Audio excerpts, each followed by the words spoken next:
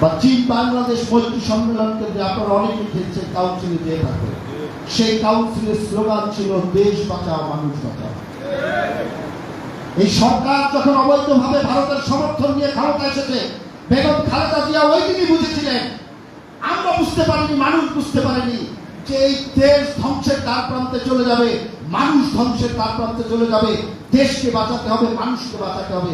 সেজন্যই সেদিন তিনি স্লোগান তুলেছিলেন, দেশ বাঁচাও মানুষ বাঁচাও। সেই থেকে শুরু। আজকে অনেকেই এই সাফল্যের কৃতিত্বের দাবিদার করে, আমরা অস্বীকার করি। আমরা আওয়ামী লীগের মতো মানসিকতা ধারণ করি না, আমরা শহীদ জিয়ার আদর্শের সৈনিক। আমরা বিশ্বাস করি এদেশের রাজনৈতিক দল থেকে শুরু করে ছাত্র জনতা, কৃষক, শ্রমিক, মজুর, খেটে খাওয়া মানুষ সবাই মন থেকে তার